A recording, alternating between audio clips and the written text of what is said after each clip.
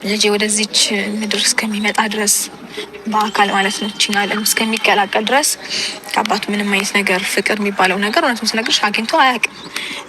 ተወልዶ ብቻ አይደለም ፍቅር መስጠት ያለበት፣ ተረግዞን ፍቅር መስጠት አለበት ለልጅ። እኔ ግን ማለት ያለብኝ ነገር ሳልል ወደ ኋላ ከቀረው ለህሊናዬም ትክክል ነው ብዬ አላስብም። መገናኘታቸው እውነት ለመናገር በጣም ደስ ብሎኛል። በተለይ ደግሞ በቃ ፍንድቅድቅ ሲሉ ደስተኛ ሲሆኑ እጅግ በጣም ደስ ብሎኛል። መሄድሽ፣ መጠየቅሽ፣ ማየትሽ በጣም አሪፍ ሆኖ እያለ ነገር ግን ህሌናዬ ይወቅሰኛል ብለሽ ካሰብሽ እንደዛ 9 ወር ሙሉ ስታረግዝና ሲጣሉ ሲጨቃጨቁ ለማስታረቅ ለምን አልሞከርሽም? ህሌናሽ የእውነት ከወቀሰሽ ማለት ነው። አሁንስ ምን ተገኝቶ ነው? በስንት ወሩ ከወለደሽ በኋላ ከ2 ወር በኋላ መተሽ ህሌናሽ ወቅስሻል። ጥሩ አይደለም። ለልጅሽም ላንቺም ትበደያለሽ። ሴት ልጅ ነሽ። ሌላ ሀገር ሄደሽ ደግሞ ስትመለሽ ሁሉም ነገር እንደነበረ አታገኘውም ስትይ ነበርና እውነት ለመናገር ያልሽው ትክክል ነው፣ ግን ሰዓቱን አልጠበቀም። እስካሁን አርፍደሻል። ገብቶሻል? አንቺ ራሱ በጣም ነው ያረፈድሽው። እውነት ከጀርባ ምን ይዘሽ መተሽ ነው? እኔ ልንገራችሁ፣ ይቺ ጠጋ ጠጋ አላማረኝም ማለት ነው። ትናንትና እንግዲህ አይታችሁ ከሆነ አብርሽ በቃ የሆነ ጫን ጥብቅ ምናምን እያደረጋት ነበረ ማለት ነው።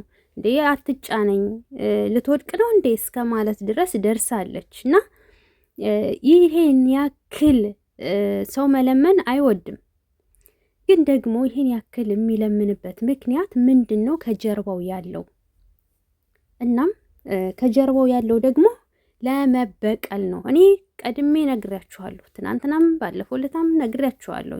ለመበቀል ነው። አሁን ባለፈው ለታ ሩታና አብርሽ ሊታረቁ ነው ብለን እያለ ወሽመጣችንን ቁርጥን ያደረጉት አይደለ?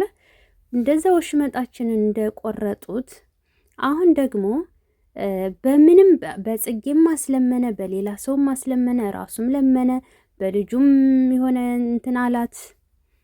ልጇንም ወስዶ በዛም ሊያስቀራት ይችላል። ገብቷችኋል? በዛም አለ በዚህ ያስቀራትና ትዳሬ ተስተካከለልኝ ብላ ወደ ትዳሯ ስትገባ ስትመለስ ከዛ ደግሞ ወሽመጣችንን ይቆርጠዋል ማለት ነው።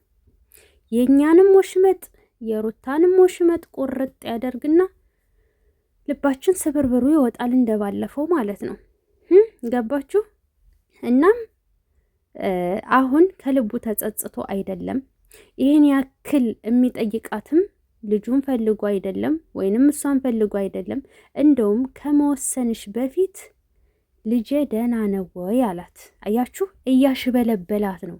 እንደ እንቁላል እየተንከባከባት ነው። አሁን ላይ በብዙ ቃላቶች በብዙ አማርኛዎች እየደለላት ነው።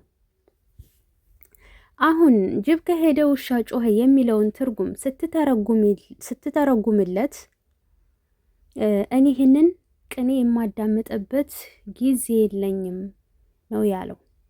ይህንን የሚያዳምጥበት ለመስማት ለእሷ ጊዜ ለመስጠት ሰዓትና ቦታ ከሌለው ለሌላውም ቦታ የለውም። የሚወድ ሰው ትዳሩን የፈለገ ሰው ለመስማት ሁሌም ዝግጁ ነው። ደከመኝ ሰለችኝ ሳይል ይሰማል።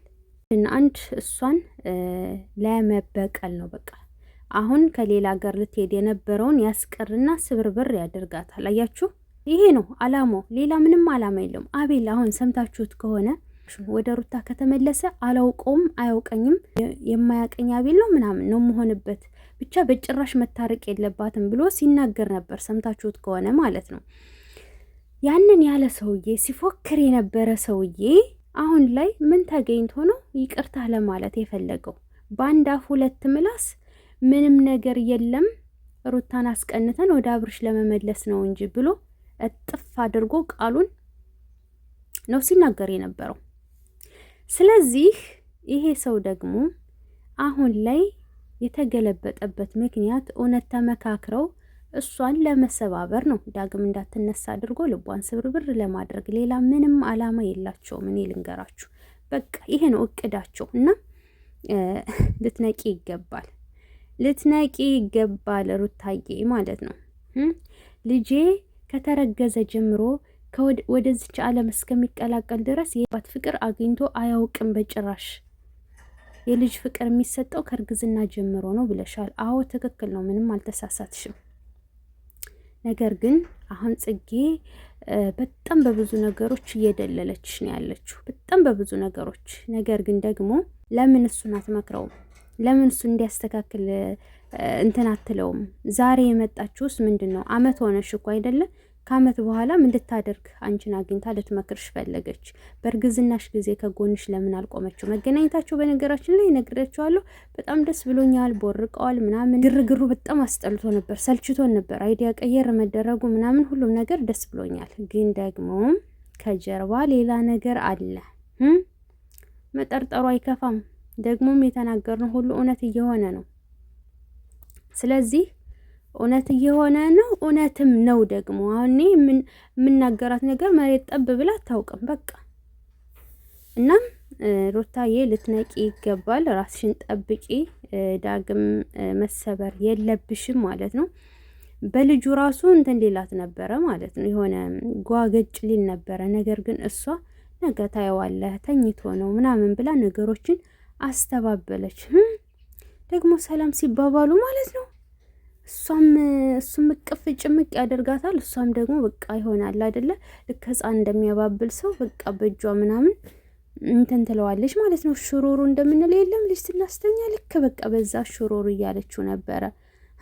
ለምን ነው ቆይ እኔ እኮ ሁለታችሁም ነገሮችን ፊክስ አድርጋችሁ አንድ ላይ ብትሆኑ እኮ ደስ ይለኝ ነበረ። ግን ደግሞ ምን ትርጉም አለው? ሁሌ ጭቅጭቅ፣ ሁሌ ክርክር፣ ሁሌ በቃ የሚደብር ነገር። በነገራችን ላይ እንግዲህ ለገና አዲስ ነገር ሊኖር ይችላል። አዲስ ነገር ያለ ይመስለኛል። ጽጌና እንትና ደግሞ አብረው ካከበሩ ደስ ይላል እውነት ለመናገርና ጽጌ ሳትመለስ እዛው እነ ሩታዬ ጋር አብራ በዓልን ከዋለች ካከበረች እጅግ በጣም ደስ ይላል። እንደዚህ ፍንድቅድቅ ብለው ይመጣሉ ብዬ አስባለሁ። ምክንያቱም ጽጌ ጥበብ ነው የምትሸጠው፣ ታውቃላችኋ። ጥበብ ምናምን ያገር ባህል ልብስ ትሸጣለችና ለሩታዬ ልታደርስላት ለገና በዓል ፏ ፍንድቅ እንድትል ስጦታ እንግዲህ ይዛ ሄዳለች ማለት ነው። ይዛ ሄዳለች። አንዳንድ ልጆች እንደውም ከጽጌ የሚገዙ ምናምን አሉ።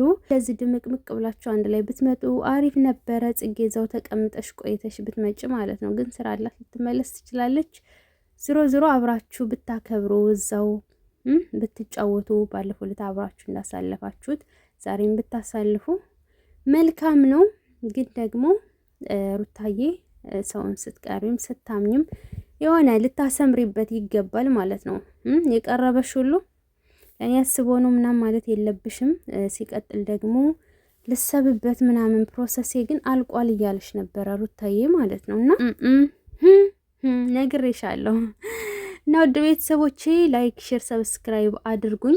ምክንያቱም ታውቃላችሁ ጠላቶች መቼስ እኛ ማታ ማታ እንዳንገናኝ፣ እንዳናወራ፣ እንዳንጫወት በተለይ ስለ ሩታ ሲወራ ያማቸዋል፣ ያንገበግባቸዋል።